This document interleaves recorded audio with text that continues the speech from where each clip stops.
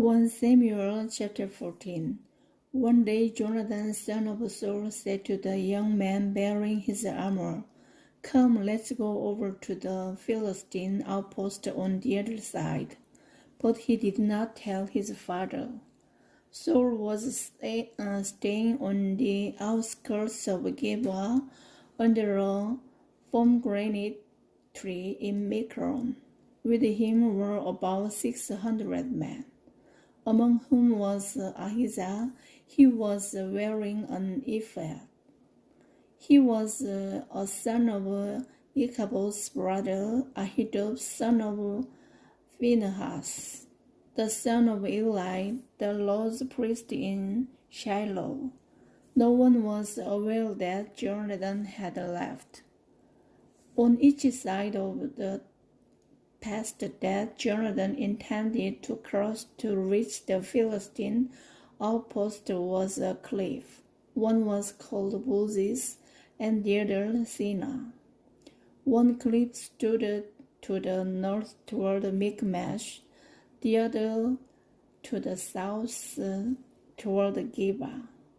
Jonathan said to his young armor-bearer, "Come, let's go over to the outpost of those uncircumcised fellows. Perhaps the Lord will act in our behalf. Nothing can hinder the Lord from saving, whether by many or by few."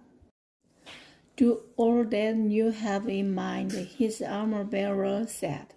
"Go ahead, I'm with you, heart and soul." Jonathan said, "Come then, we will cross over toward the men and let them see us. If they say to us, 'Wait there until we come to you,' we will stay where we are and not go up to them. But if they say, 'Come up to us,' we will climb up, because that will be our sign that the Lord has given them into our hands." So both of them showed themselves to the Philistine outpost. "Look," said the Philistines, "the Hebrews are crawling out of the holes they were hiding in." The men of the outpost shouted to Jonathan and his armor-bearer, "Come up to us and we'll teach you a lesson." So Jonathan said to his armor-bearer, "Climb up after me. The Lord has given them into the hand of Israel." Jonathan climbed up using his hands and feet, with his armor-bearer right behind him. The Philistines fell before Jonathan, and his armor-bearer followed and killed behind him.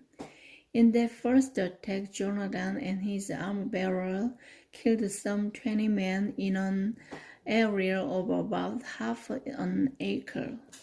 Then panic struck the whole army, those in the camp and field, and those in the outposts and raiding parties, and the ground shook. It was a panic sent by God.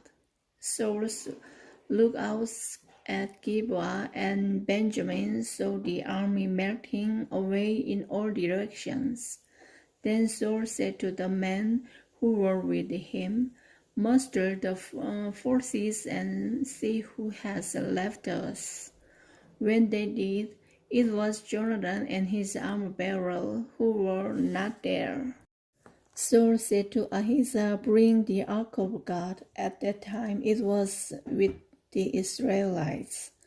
While Saul was talking to the priest, the tumult in the Philistine camp increased more and more. So Saul said to the priest, "Withdraw your hand." Then Saul and all his men assembled and went to the battle. They found the Philistines in total confusion, striking each other with their swords. Those Hebrews who had previously been with the Philistines and had gone up with them to their camp went over to the Israelites who were with Saul and Jonathan. When all the Israelites who had hidden all the hill country of Ephraim heard that the Philistines were on the run, they joined the battle in hot pursuit. So the Lord rescued Israel that day, and the battle moved on beyond Beth-aven.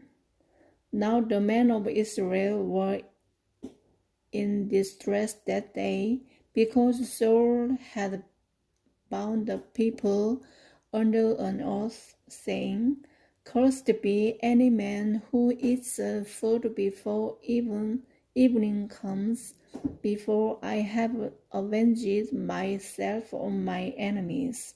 So none of the troops tasted food. The entire enemy entered the woods, and there was honey on the ground. When they went into the woods, they saw the honey oozing out, yet no one put his hand to his mouth, because they feared the oath. But Jonathan had not heard that his father had bound the people with the oath. So he reached out the end of the staff that was in his hand and dipped it into the honeycomb. He raised his hand to his mouth, and his eyes brightened.